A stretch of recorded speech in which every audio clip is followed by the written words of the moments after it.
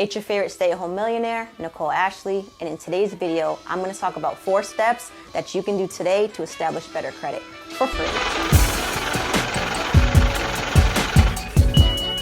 This video is for anybody if your score is, let's just say, below 720, 680, things like that. I'm going to share with you 4 steps that you can start doing today. Everything here is for free. 2 things that I want to really stress in this video. Number 1 is that this video is not to accumulate any debt. A lot of people hear the word credit cards or they hear information about credit cards and it will instantly trigger a stress response within them because they associate credit cards with debt. The second thing that I want to stress in this video is that entrepreneurship isn't for everyone, but wealth is. And you can attain that by leveraging your credit. So again, we're gonna go over 4 ways you can start building your credit. Everything here is for free, okay? We like money here. We don't like to spend our money. I see this a lot with clients that either come to me, clients that ask me questions. I give them a free audit, I pull their report, and oftentimes I see that they just don't have enough currently reporting on their credit reports. They'll look at their numerical score, and it might be decent, it might be terrible, it might be on life support. Mine used to be on life support. It might be decent in the 500s, 600s, but the issue is their credit files. Their credit files are thin. If your credit score is less than a 720, it's costing you more money than if you would focus on fixing it and repairing it. And that doesn't necessarily mean hiring someone and fixing it. You can do this all yourself, and I'm going to teach you how to do that starting today for free.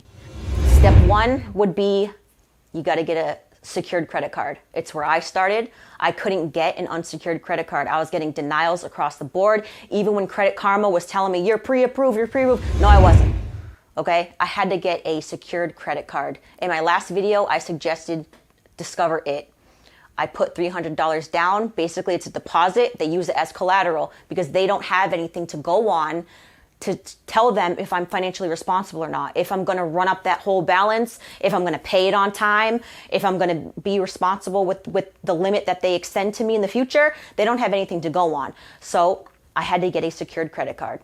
With secured credit cards, unfortunately, there's not really any perks that come with those, except for the fact that it's going to be reporting to your credit. So as long as you keep that utilization below 10%, 10% to 7%, 7% to 10%, what the fuck am I saying? As long as you keep that utilization low and you pay it on time by the statement date, you'll be fine. Do this for, I would say, I'm going to be generous here and just say 6 to 8 months. Then they're going to release your deposit back to you. That's what makes this part free. Don't cook me in the comments and say, it's not free if I have to pay for a secured credit card.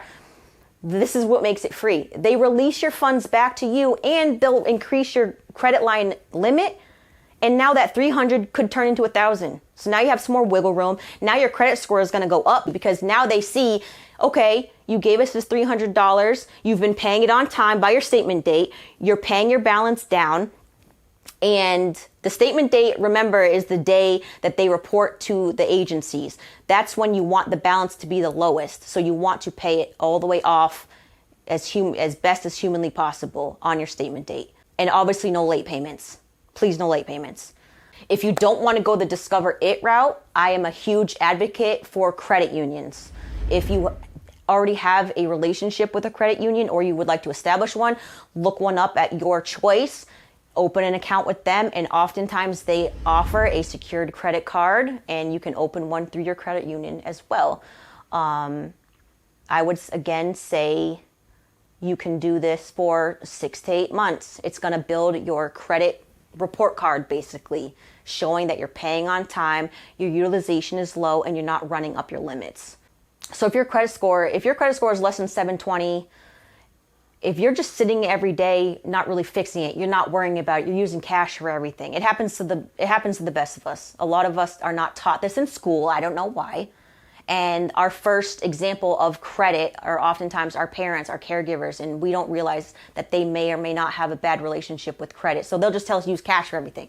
But if you are an able-bodied adult and you see that you're your numerical score is less than 720 and you're just not really doing anything about it, it is costing you more than it would to just fix it. Why? Interest rates. Okay. Like right now it's March, tax season. Tax season is in its peak right now. Oh, I remember when it was tax season for me, I would be waiting for my tax returns to come back because I needed a car. I needed a better car, or I needed a car in general. And unfortunately, I would have to take my tax return. I would have to go see Matilda's dad. Can't you sell good cars, Dad? And go get a car. And my interest rate was ridiculous to the point where maybe a $15,000 car was now a $30,000 car because my credit was so bad. It wasn't that I couldn't afford the monthly payments. I could probably afford the monthly payments on a brand new car, but the brand new cars were not approving me because of my credit. So I had to go see someone like Matilda's daddy to finesse me out of my money with that high ass interest rate. And what was I going to do? Not have a car? I had to have a car. So I took it, right? But if I fixed my credit prior to that and I went to another dealership or even a place like CarMax, who do take advantage with interest rates, but let's just say my credit was higher than a 680, my interest rate would be way down. The cost of living with bad credit can also cost you when you go to get an apartment. You might not feel like you have to move right now, but a situation might occur where you want to move. You might have to move. You might have a situation where you're moving in or out from someone. And now you go to get an apartment and you can't find a private landlord. I remember for me specifically, I was looking for private landlords that didn't check credit. Don't check credit. Please don't check credit. Like, apartments are going to look at your credit report. And if they see that your credit is less than good, again, 680, 700, somewhere in that range, which is still yellow into the green, if they approve you for that apartment at all, they're going to ask you for all the security deposits. They're going to take advantage of all those security deposits. They're going to ask you first, last, security, and then a fee on top of that. And they're going to throw the fact that you might have had an eviction in 6 years ago and things, all that nonsense. If you fix your credit and your credit is a little bit higher, you won't have to pay all the security deposits. You won't have to pay interest fees on cars from Matilda's dad. You won't have to pay any of that stuff. So yes, living with bad credit and not doing anything about it is costing you more than fixing it. But again, these are 4 ways to do this for free. That was just step 1. Step 1, you might have to start with a secured credit card. And like I said before, don't cook me in the comments and say it's not free if I have to give them a deposit. You get the money back when you show them that you've been responsible. Okay? Okay. So step 2, and that's only for people that don't have any credit cards. If you already have credit cards and things like that, you can skip the secured credit card part. Okay? If you have unsecured credit cards and your credit is still not where you want it to be numerically, or your file is still thin and you're getting denied for credit, step 2 is where someone like you would maybe want to begin. So, step 2, you want to use your credit for minor expenses like I did in the last video. Like I said in the last video, you want to use your card for minor expenses. You want to pay it on time. Pay it by your statement date. You want to keep the utilization low on all the cards. If you have 1, 2, 3, or 4, you want to do that on all of your cards. Pay it in full by the statement date. The statement date is the day that your card and your balance on the card is reported to the credit bureaus. So you want that to be paid off. You want that to be below 10% or paid off completely on your statement date, by your statement date, all right? If you do this for, I'm going to be generous and say 6 to 8 months, this is going to start building credit history. This is going to start building your like financial report card that lenders are going to start looking at.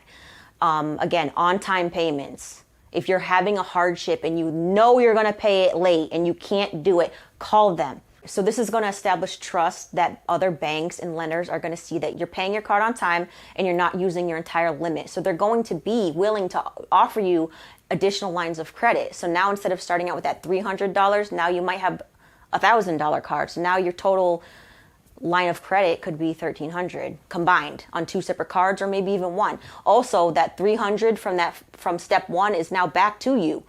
So now it turned into an unsecured credit card. Step 3 is going to be add more cards. Now is where it starts to get fun. This is where you might hear terms like travel hacking, credit card churning. We can get into that on a different video, but it's basically where you take advantage of the perks that certain credit cards have to offer. Some of them waive annual fees. Some of them have cashback bonuses. Some of them have airline miles that you can use them for your airline fares. So that's where those would start coming in. You start applying for these cards, they extend you higher limits, so you have more money to use. Again, credit is not to be used as an extension of your income. It's to be used in place of it. And whatever job you work, whether you're an entrepreneur or you have a 9-to-5, you want that to be your first business partner. Again, entrepreneurship isn't for everyone, but wealth is. And these are the steps how to do that. So step 4 is basically wash, rinse, and repeat. You're going to start adding more cards. Why would I say add more cards? People that have an 820, 830, 850 credit score, they have on average 7 to 14 primary lines of credit in their name. This is a mixture of a mortgage, a vehicle, and then majority are credit cards. Again, the average is 7 to 14 primaries. Primaries are lines of credit in your name. So that's why step 4 is to continue adding cards. Continue adding credit cards, continue adding lines of credit. Step 4 could even be where you could get a car now, where you could apply for your home now. So again, continue adding lines of credit responsibly. This is not to build up bad debt. This isn't to put you in debt. This is just to use it and leverage your credit for free. So the 4 steps to establish better credit for free. Step 1, get a fucking credit card. If you're getting denied, you need to get a secured one. Step 2, use that credit card for minor expenses like I explained in my previous video. Step 3, this is the fun part. Add more cards. Call every 91 days. Increase those limits. Be nice. Increase limits. Get more cards. You have more money. I want to stress that this is never to accumulate debt. On the other side of that, I want to stress that wealth is for everyone. You don't have to be an entrepreneur to do these things. This is for everyone, no matter where you are at, where your numerical score is at, no matter how old you are, if you're just starting out at 18 or if you're in your mid 40s, 50s. Step 4, wash, rinse, and repeat. Add more cards, apply for the home, get a better car, get a car. Side note, if you have bullshit on your credit report, too many inquiries, bankruptcy, collection, charge-offs, things like that, especially in the last 48 months and they're still currently being reported, you should work on getting those things removed out the way. Lenders don't want to see those things. I have a bonus step for you that you can use. If you have a generous partner, family member, friend, you can ask them to add you as an authorized user. This one is a little scary for someone like me because the caveat to the authorized user is it's not a primary in your name. Again, you want primaries in your name, but if you can't get that, you got to start somewhere, right?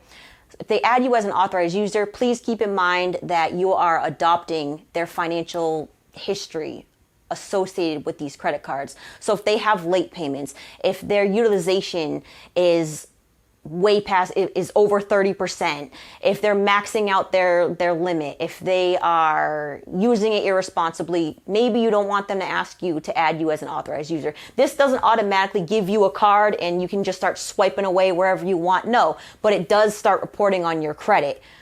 And good trade lines, that even if they're closed and they close in good standing, the good thing about that, whether it's a primary or you're an authorized user, is that you still get the benefits of it reporting on your credit for 10 years.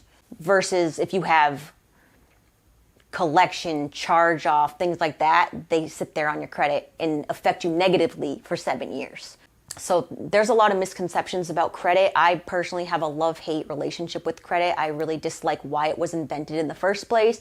But if you learn how to leverage it, especially for free, like these 4 ways I talked about today, I love it. And because of that, you can get the best interest rates for real estate. You can get the best interest rates for cars. If your credit, my God, bad credit is costing you more than fixing it. Bottom line, if your credit, whether if you're checking Credit Karma, not sponsored by the way, if you're checking Credit Karma and your scores are less than 720, I promise you it's costing you more in interest rates on cars, houses, apartments, security deposits, whatever you can imagine. You're getting denied, you're getting new inquiries, which is costing you in the long run, one way or the other, than just fixing it. And these 4 ways that I taught you are all free. So what are you doing? Start fixing your credit. If you really, really, really want help and you don't want to bother, you know where to find me. I can help you. This is what I do for a living. So